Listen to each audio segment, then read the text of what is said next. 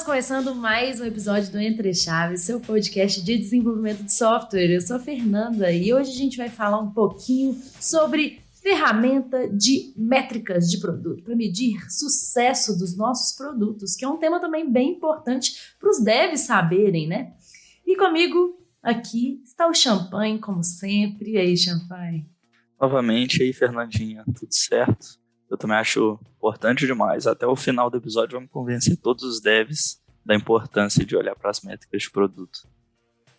Exatamente. Isso não é um papel só do PO, do PM, do designer, né, do seu time. É um papel seu também, dev, que está nos ouvindo. E para falar então sobre esse assunto muito legal e bem prático aí, né, de ferramentas e tudo mais, temos aqui duas pessoas especialistas na área. E aí, Rafa, tudo bem? Oi, tudo bem, Fê? Pessoal, meu nome é Rafaela, sou PM aqui na DTI Digital. É isso aí. E aí, Nina, você tá bem também? Oi, pessoal, prazer estar aqui também. Sou a Nina, sou PM aqui na DTI também. Vamos evangelizar aí os devs aí hoje. Gostei da chamada na resposta. É isso aí. Então, né, assim, pra gente já começar nesse trabalho aí de convencimento da importância das métricas, né, e de provar o sucesso dos nossos produtos, me conta aqui, gente, o que é, né, ter sucesso no produto? Rafa, eu acredito. Rafa, Fernandinha, Champagne, gostei. Muito mais fácil que falar o sobrenome. Não é? É porque Campreguera a gente já desistiu de falar aqui no... Aí, mas você falou direitinho, Fernanda. Então é só uma questão eu falei certo? Falou. Aí, ó. Aí. Compreendo. Mas eu acredito que depende muito do produto. A gente fala que existem jogos que os produtos jogam. Tem jogo da produtividade. Quais são os outros jogos mesmo, Rafa? Me ajuda a lembrar aí. Jogo da atenção, jogo da transação. Da transação, da atenção, Instagram. Então, depende muito do produto que você está construindo para poder falar se está tendo sucesso ou não. Spotify, jogo da atenção, né? Então, a gente quer que as pessoas passem mais tempo ouvindo música, né? Então, inclusive, essa North Star Metric deles lá. Então, vai ter sucesso para o Spotify se as pessoas passarem mais tempo ouvindo música lá. Então, depende muito do produto. E puxando o que a Nina comentou aí também, eu refleti muito sobre isso, sabe? O que é sucesso produto? Eu cheguei a uma conclusão, assim, que esses jogos, eles vêm para gerar valor para a empresa. Então, assim, sucesso no meu produto é gerar valor para a empresa, sabe? O usuário é a parte mais importante, assim, para o sucesso do negócio. Se não é a maior parte, né? A parte mais importante para o sucesso do negócio. Mas, no fim das contas, a gente está para gerar valor para a empresa. Acho que eu refleti o que eu resumi, sabe? Legal. E até no livro, né, no Inspired, que eu acho que deve ser aí a bíblia dos PMs e POs, né, fala um pouco sobre isso, né, do papel que, enfim, ele faz até uma piadinha lá de perguntar para as pessoas qual que é o papel delas dentro da empresa, né, qual que é a função delas, e as pessoas ficam, tentando descobrir, né, tentando, enfim, entender qual que é a função, mas no final das contas, a função de todo mundo deveria ser fazer a empresa vencer, né, e levar a empresa mesmo a, enfim, gerar valor realmente. Mas por que então, gente, que os devs têm que se preocupar com medir sucesso no produto? Deixa eu só acrescentando nesse questionamento, uma coisa que me vem bem à cabeça, assim, enquanto dev, quando a gente pensa nisso, é que às vezes a gente tem a impressão que por estar numa metodologia ágil e estar trabalhando bem com ágil ali, a gente já está protegido ou a gente já tem, sabe, a garantia de que o que a gente está fazendo está certo e está 100% no caminho certo e o que a gente está entregando está gerando valor. Por quê? Porque é ágil, não é cascata. Mas, se a gente pular alguns passos aí, eu acredito que não adianta nada, né? Você ter um time que se diz ágil e não sabe se está entregando realmente aquilo que é preciso, né? Exato. E sucesso, ele deixou de ser só entrega, né, gente? Tem um bom tempo já, ele deixou de ser só código em produção. Então, acho assim que as pessoas desenvolvedoras, essas pessoas se preocupando em medir o sucesso do produto, elas vão ser pessoas, eu acho que, diferenciadas no mercado de trabalho. Sabe, você saber qual que é o impacto, você saber o que medir, você começar a apoiar algumas decisões ali, e além de tudo é propósito, né, acho que é muito importante qualquer pessoa do time saber o quão grandioso é o seu trabalho, né, para que você vai estar fazendo aquilo, para que você vai estar codificando aquela feature, então acho que isso é muito importante, sabe, para essa mudança de chave aí, principalmente para essas pessoas desenvolvedoras. Eu ia falar que até complementando um pouco disso que a Rafa falou, eu acho que a gente constrói até soluções melhores quando a pessoa desenvolvedora está envolvida ali no porquê da construção do produto, sabe? Não só na entrega do escopo. Entregar escopo, qualquer pessoa ali na esquina entrega, né?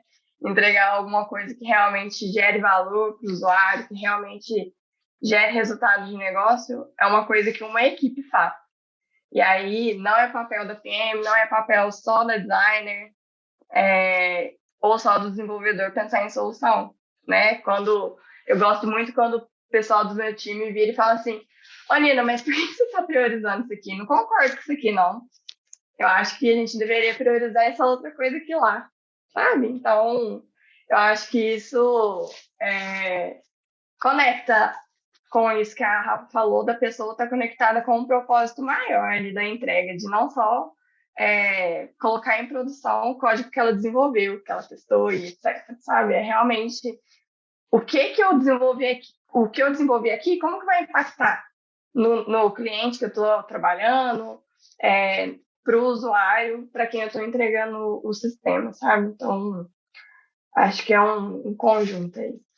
Nossa, eu concordo 100% com isso que vocês falaram, assim, sobre propósito, né? Sobre a gente entender realmente, assim, a gente parar de, como desenvolvedores, né?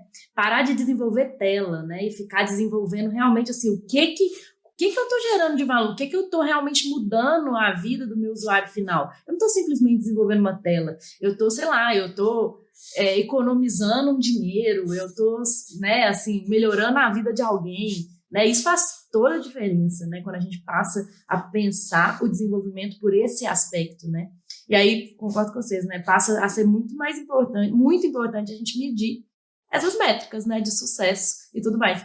E legal, eu participei de uma gravação dos agilistas ontem, que a gente fala um pouquinho sobre isso, de comunicação entre a pessoa de produto e a galera do desenvolvimento também, né? E o quanto é importante isso que você falou, Nina, de o time dar opinião no que tem que ser priorizado, o time dá opinião em como o designer tem que ser, o design daquela aplicação tem que ser feito, nas coisas, enfim, isso é super importante, leva realmente a um time muito mais produtivo, com certeza, né?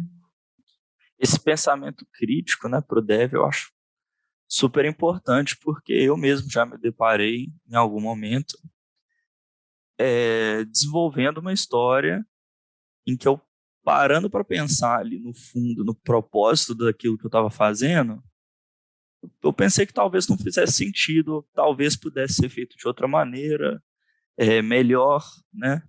E faz toda a diferença do que só fazer o que está descrito, né? E não ter esse senso crítico para pensar no porquê, né? Do que você está fazendo. E às vezes o desenvolvedor, até por ser desenvolvedor mesmo, vai ter um ponto de vista diferente ali, né, da situação. E aí, às vezes, vai pensar ou reparar alguma coisa que passou batido ali no time de produto. E essas são as melhores soluções, né? Então, quando o time todo se une ali, discute, e é o que a Arena comentou, né? A gente gosta de ser colocado assim na parede, mas por que isso? Por que essa feature, entendeu? Qual que é o impacto disso? Não acha que isso aqui deveria ser feito de uma outra forma? Isso é bacana, sabe? Para o time ali, a conexão de todos.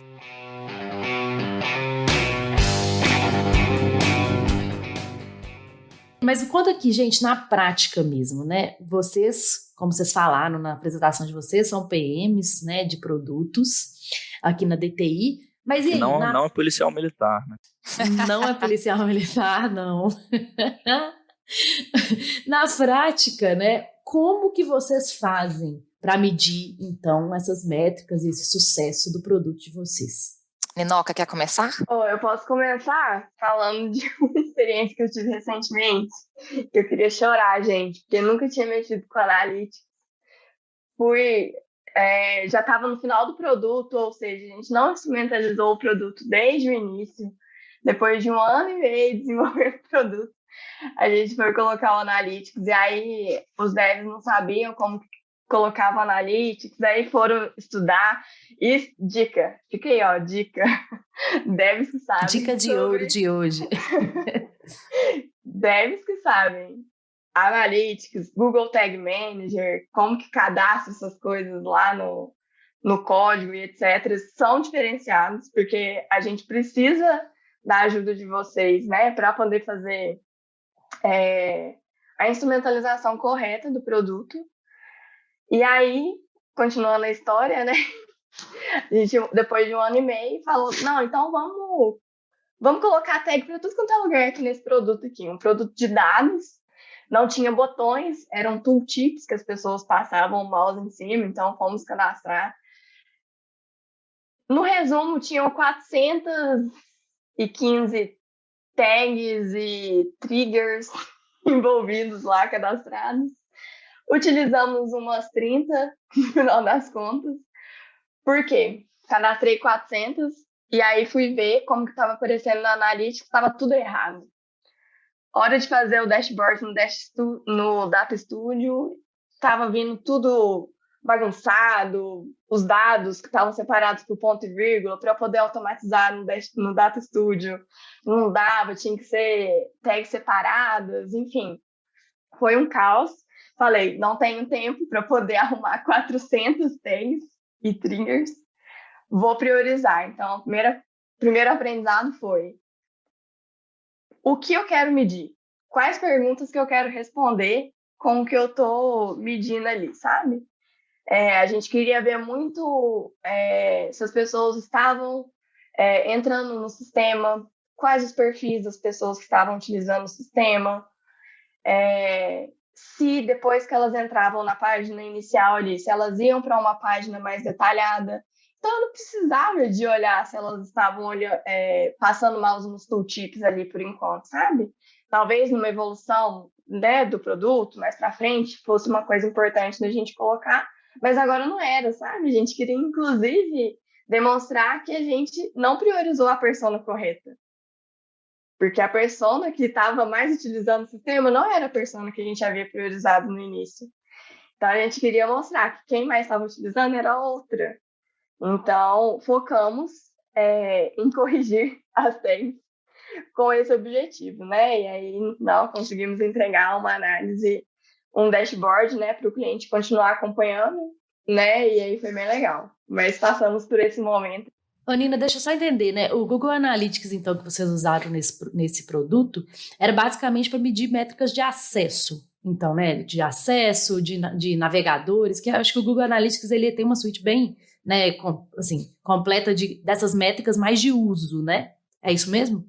Era de uso e não era só o Analytics, era o Analytics unido ao Google Tag Manager, que aí facilita, né, o cadastro de alguns eventos, porque o Analytics ele tem igual você falou, né, algumas métricas pré-setadas lá, e aí, se você quer medir coisas novas, o Google Tag Manager você consegue taguear, melhor, né? do que o Analytics. Assim, tô falando que é melhor pela minha experiência, né? Mas não sei se, assim, pelo que eu sei, é mais tranquilo de cadastrar. E para os devs, você falou que é um diferencial, né? O Google Analytics, o Application Insights, algumas das ferramentas que a gente tem aí não são bichos de 7 cabeças para você configurar, sabe? E os devs eu acho que sabem disso, que tem uma documentação lá muito tranquila para você seguir e fazer. Então, o que eu acho que pesa mais, talvez, é o interesse, a preocupação ali com o monitoramento da aplicação, do que, de fato, saber configurar, sabe? Então, é bastante do que a gente está falando aqui, da importância, que eu acho que vai influenciar aí para os devs terem mais essa preocupação e correrem mais atrás de implementar esse tipo de monitoramento, sabe?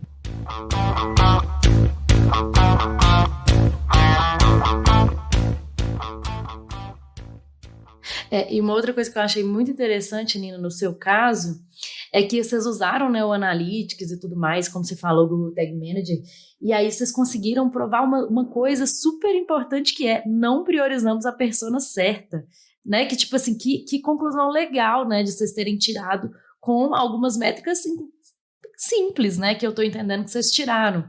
E uma outra coisa que eu achei legal também é que você falou, poxa, a gente não sabia o que a gente queria medir inicialmente, aí passamos a medir tudo, né? E depois, não, vimos que a gente deveria ter medido menos coisa, não precisava ter gastado esforço. E eu entendo, assim, que realmente, né, o ideal é a gente conseguir mapear de cara quais são as nossas dores, o que a gente quer medir, até para a gente não gastar esforço à toa. Mas, ao mesmo tempo, medir tudo é melhor que medir nada. Então, às vezes, a gente fica também, assim, enfim, né, esperando um cenário ideal de encontrar tudo e mapear tudo. Bom, vamos instrumentar a nossa aplicação já desde cara, que é melhor do que não instrumentar, né? A gente já ter dados é melhor do que não ter. Nossa, com certeza, Fernandinha, tipo assim, e hoje eu acredito que foi um erro muito grande nosso a gente não ter instrumentalizado o produto desde o início, porque a gente não precisa de instalar o Analytics e já saber, tipo assim, que métrica que a gente vai querer colocar e etc. Vamos colocar lá? Ele tá lá. A gente pode ir monitorando o básico que já tem no Analytics. E aí começar a formular hipóteses e não esperar 1 ano e meio de desenvolvimento do software para depois pensar em instrumentalizar, sabe? Eu acredito que para mim, é a infraestrutura básica, assim, para iniciar o desenvolvimento de um produto. Eu entendo que, às vezes, a gente fica muito preocupado no início do produto em garantir que a gente está alinhando com o stakeholder, o que é que precisa ser feito, o que é que precisa ser entregue ou não. Mas eu acredito também agora, depois de ter passado por essa experiência, que vale a pena gastar um tempo instrumentalizando, até para ajudar a gente na hora de negociar com o stakeholder nesse início, né? De falar para ele, olha, a gente já está acompanhando algumas métricas aqui e está falando isso. O que você acha? E instigando ele também, né, Rafa? Sim. Não, e a Nina comentou muita coisa aí, gente, que eu também ia comentar, que assim, um dos maiores desafios é isso, é aquela famosa frase, né? Quando você não sabe para onde ir, qualquer caminho serve. Então, assim, no início, até o caso real aqui, no meu cenário, foi que a gente tinha uma plataforma ali, né? Um Analytics já plugado no nosso produto, a gente tinha os dados, mas a gente entrava ali, eu basicamente entrava também, algumas pessoas, meio que viravam métrica exploratória, sabe? Você abre o Analytics, você fica olhando para encontrar algo, né? Até no momento que você percebe assim, com o tempo você vai fechando essas pontas soltas, sabe? Você não precisa saber todas as métricas, você tem que olhar para o seu problema e entender qual métrica que faz sentido. Então, assim, aos poucos, depois a gente foi fechando esses conceitos, o que faria sentido a gente olhar. Mas tinha plugado, tinha muita coisa, entendeu? Mas a gente não sabia para onde a gente queria ir. Então, foi assim, um dos maiores desafios nossos é olhar para isso e falar, beleza, o que é mais importante para a gente, sabe? Que foi uma construção também com todo mundo, com desenvolvedores, né, enfim. Aí o time todo ajudou nesse ponto. É legal que dessas métricas exploratórias aí, tem coisa que a gente nem sabe que acontece e passa a descobrir, né? Eu tenho um exemplo desse também, né, de uma experiência que eu já passei recentemente. A gente configurou lá o Application Insights, no caso, e aí todos os dados que a gente estava recebendo, a gente estava logando. E a gente descobriu que mais ou menos uns 13% dos dados que a gente recebia eram duplicados. E a gente não fazia ideia disso. A gente só reparou uma vez, pô, esse aqui tá parecido, será que tem duplicação? A gente foi lá, bateu lá e descobriu, sabe, uma coisa assim. Não, pois é, e sobre essas analíticas, essas plataformas de dados, uma coisa que a gente também, eu percebi com o tempo, tá, gente? Elas têm uma certa limitação. Dependendo você, vai ter que entender o problema. A partir daí, você vai ter que extrair algumas informações para um Excel da vida. entendeu? E a partir daí conseguir tirar alguns insights, porque não está pré-definido naquela plataforma, entendeu? Então, assim, a partir daí você pode conseguindo jogar com o time ali, pedindo um apoio de um desenvolvedor, mas é uma construção, sabe? Não vai estar pré-definido, não vai vir com a fórmula pronta ali na plataforma, informações para você tomar decisão para o seu produto. Então, foi outra coisa também que eu tirei de lição, sabe? Legal. E aí a gente agora até então falamos muito sobre métricas de uso mesmo, né? Como a gente falou aqui. E até, assim, o Analytics a gente conseguiria também, talvez, utilizá-lo para tirar métricas de negócio. Mas agora eu queria entrar um pouquinho mais nessas outras métricas, né? Que não são só de uso, né? Enfim, de entender quantas pessoas estão usando, quais, enfim, a resolução, blá, blá, blá, da onde elas acessam, enfim. Entender se vocês também usam hoje métricas de negócio, mesmo assim, de falar assim, sei lá, um ticket médio, um valor de economia de preço, enfim. O que vocês usam? Como que está isso em relação ao produto de vocês? Fê, o seguinte, eu vou contar um caso real que aconteceu comigo. A gente precisava apresentar a geração de valor do produto. E nisso a gente começou a estruturar. Assim, as empresas elas estão passando por um processo de transformação digital, né? Então, assim, dependendo no cenário que você está, não vai ter uma estratégia perfeita, maravilhosa, que eles vão chegar e falar assim, olha, o direcionamento de vocês vai ser esse. E aí que estava o primeiro desafio. A gente não tinha isso de forma ali definida. Então, a gente teve que pensar como que a gente apresentaria uma geração de valor de um produto, né? Aí, no meu cenário, eu trabalho com um produto ali de atendimento. Então, eu trabalho em um produto da empresa para os próprios colaboradores, um produto interno, tá? Uhum. E pegando, né, o que a Nina comentou no início aí do podcast sobre o modelo de engajamento, né? São os jogos que os produtos jogam aí. E olhando para isso, né, falei assim, beleza, trabalhamos com um produto interno, então, isso pode estar atrelado a um jogo da produtividade. Beleza. Se está atrelado a um jogo da produtividade, o que faz sentido? Eu olhei para o produto, eu me fiz uma pergunta assim, o que eu pagaria por isso? E eu fui tentando conectar algumas informações, sabe? Por exemplo, se é produtividade, provavelmente as pessoas, elas têm que serem mais produtivas no dia a dia. Então, isso talvez poderia estar atrelado a uma economia de horas, entendeu? Se olhando para um processo, se eu não posso, talvez não conseguiria converter numa economia de horas, o que eu poderia passar ali para os stakeholders, para o cliente ali, de uma forma mais simples. Porque quando você fala em economia de horas, já pensa em várias informações que você tem que ter ali internas da empresa para fazer essa conversão, né? Começa do mais simples. Vamos começar com um lead time, então. Redução de um lead time de um processo, por exemplo. Então, assim, eu lembro que quando eu fui fazer essa estrutura e criar uma apresentação para apresentar isso para os stakeholders, coisa que não estava muito bem definida, acho que foi o maior desafio, porque eu fiquei com muito receio de apresentar muita bobagem, vamos dizer assim, sabe? Ninguém me disse que era economia de horas, que era redução de lead time de processo, que era isso. Então, assim, foi uma iniciativa, mas ao mesmo tempo eu fiquei com muito medo, assim, de apresentar alguma informação errada, que não faria muito sentido, sabe? Só que foi a melhor coisa que aconteceu. Entendeu? Então, assim, através dessas conexões, dessas informações, a gente conseguiu chegar numa apresentação para algumas métricas ali de negócio, fez todo sentido.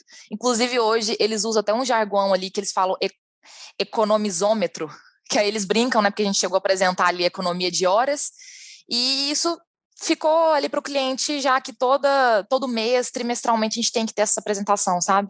Então, foi muito interessante nesse sentido. Eu acho isso aí fantástico que você falou de apresentar assim o que foi feito, né? Tipo assim, algumas vezes a gente pode ter a clara noção do que a gente está entregando valor, a gente está gerando, mas não adianta nada se na hora de apresentar isso, né? Esse valor que a gente está gerando, a gente não sabe como mostrar, sabe? E não consegue mostrar e evidenciar o valor que está sendo gerado. Você perde um pouco ali até da confiança ali no que você está construindo, né? E no caso seu, Rafa, conta aí pra gente, assim, como que vocês conseguiram medir, porque economia de horas é um negócio bem difícil, né, de medir.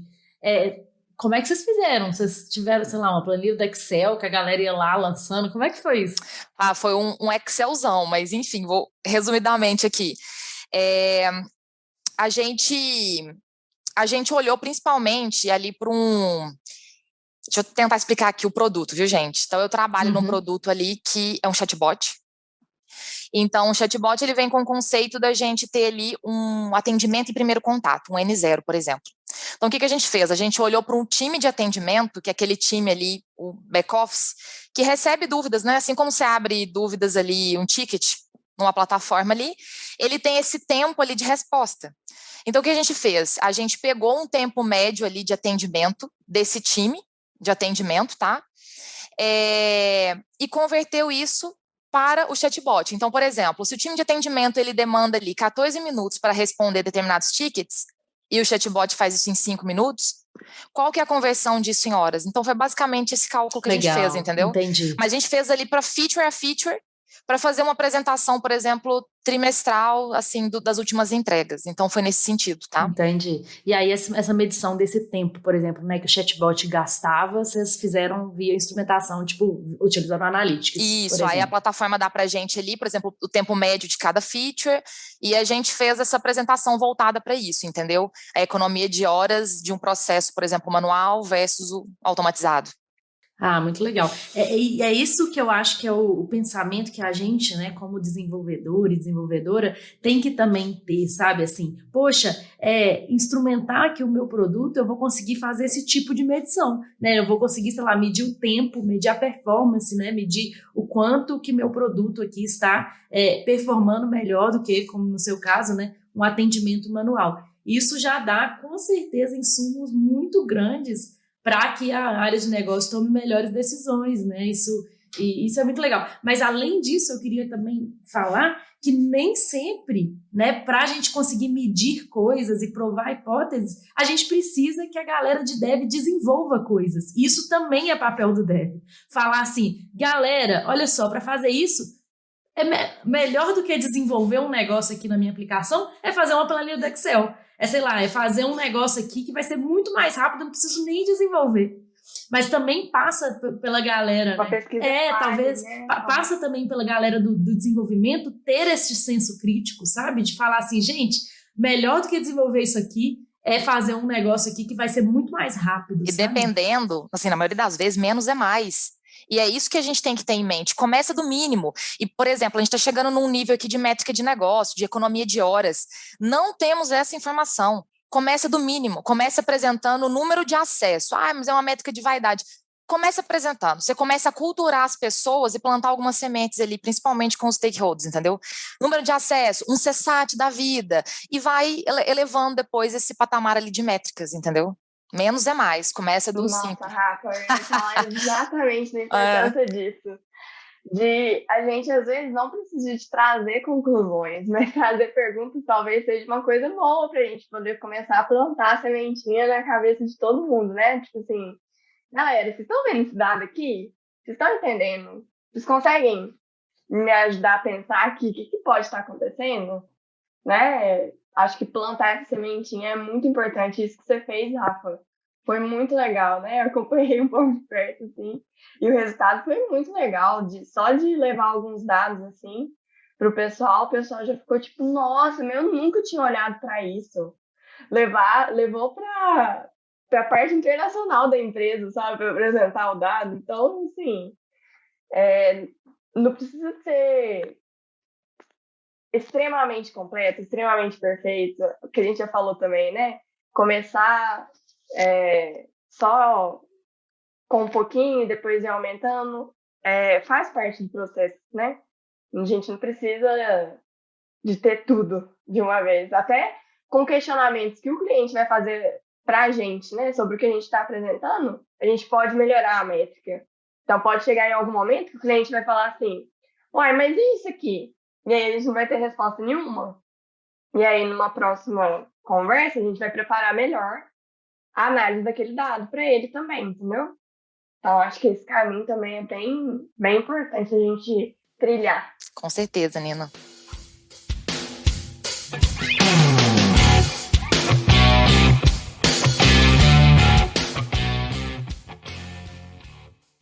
Pro desenvolvedor, é interessante ver também como que um log, sabe, log, ele pode trazer muita informação para a gente. Às vezes a gente não tem noção disso, tipo assim, que foi algo que aconteceu lá no meu time uma vez já. Mas vou colocar, tipo assim, um exemplo aqui de um, sei lá, de um supermercado. Você coloca um log falando que alguém terminou de fazer as compras e com algumas propriedades, assim, que vão, sei lá, horário e os itens. Você consegue tirar muita métrica só desse log, né? Você consegue tirar quantas compras estão acontecendo, em quais horários, pico de horário, quais são nas propriedades ali, né, no caso dos itens, que estão sendo mais vendidos, menos vendidos. Então, tipo assim, foi um esforço mínimo ali que a gente teve para colocar um log num fluxo crítico, que no caso do supermercado vai ser a compra, né? No caso do seu sistema vai ser outra coisa, que você consegue tirar muita coisa dali, inclusive métricas assim, não funcionais, né, de performance do sistema. E eu acho, sinceramente, que vale a pena assim, investir. Nossa, muito legal, Champagne. Aconteceu um caso também aqui, de forma rápida. A gente estava com um problema de taxa de abandono, por exemplo, no produto, sabe? E esses dados já estavam até em banco de dados. Então, assim, a plataforma que a gente usa, que é o Elasticsearch, ela precisa ser estruturada, né, para ter essa visualização. E a gente conversou com o desenvolvedor, olha, não, isso aqui já está no banco, eu consigo colocar isso aqui visualmente para a gente acompanhar. Então, assim, de forma também bem simples, ele conseguiu colocar essa visualização para nós e a gente conseguiu reduzir uma taxa de abandono de um ponto específico do fluxo, sabe?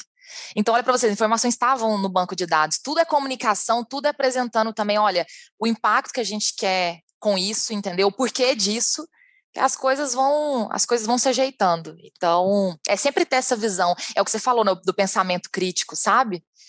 É ter isso em mente e seguir. Oh, muito legal isso que você falou, Rafa, porque na hora que o Champagne falou, eu pensei justamente nisso também. Que é isso, assim, às vezes o cliente, né, não nos dá alguma abertura, né, de colocar um Analytics, por mais que, né, o Analytics, enfim, seja do Google e tudo mais. Às vezes o cliente não dá uma abertura de ter um App Insights, de ter um Analytics, ou de ter alguma ferramenta mais assim. Mas às vezes a gente consegue tirar insights do nosso próprio banco. Exatamente, né? A gente consegue tomar decisões também. Então, assim, é importante também a gente olhar para isso, né? E ninguém mais, né, do que nós próprios desenvolvedores conseguimos, já que a gente está ali o tempo inteiro em contato com o banco, a gente sabe quais são as tabelas, a gente sabe qual é o modelo de dados, né?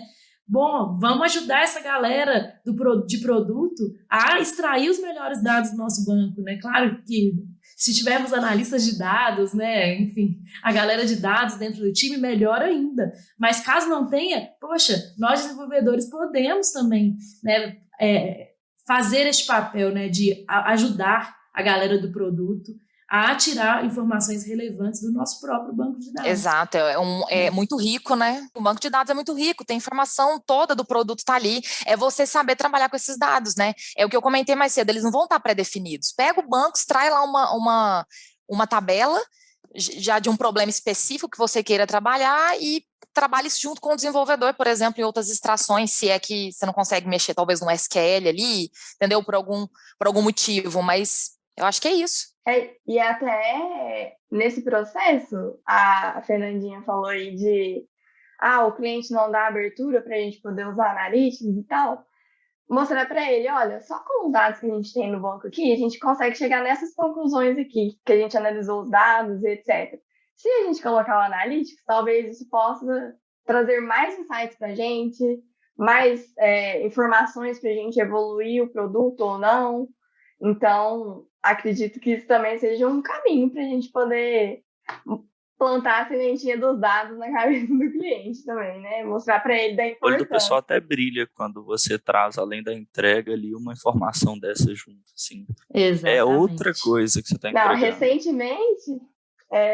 recentemente a gente estava conversando com uma das pessoas do cliente e a gente foi conversar com essa pessoa porque era uma pessoa resistente que não queria deixar a gente fazer experimento, mexer com dados e etc. E aí a gente mostrou para ela o que a gente já tinha no dashboard. E aí ela, no final da reunião, falou assim, Eu quero saber, vocês só me apresentaram isso agora. E, então, Exatamente, também é um pouco da nossa negociação, né? Assim, eu acho que... E aí ela super autorizou, não, pode fazer experimento aí sim, vamos experimentar, vamos trazer mais dados, foi muito legal.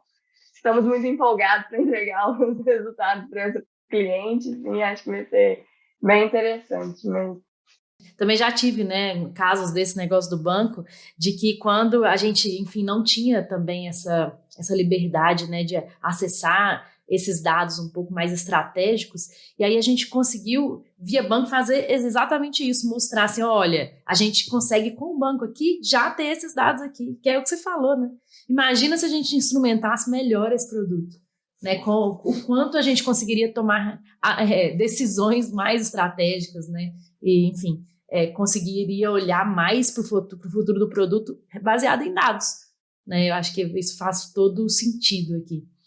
Então, assim, né, a gente falou muito aqui nesse episódio sobre ferramentas, né, e casos do dia a dia, né, de vocês em relação à medição do sucesso dos produtos. Claro, aqui no Entre Chaves a gente tem alguns outros episódios que falam sobre métricas e sucesso também. A gente tem um episódio sobre growth mesmo, né? A gente tem um episódio também sobre entreguei agora, né? Que é assim, falando um pouco mais também sobre produto e tudo mais.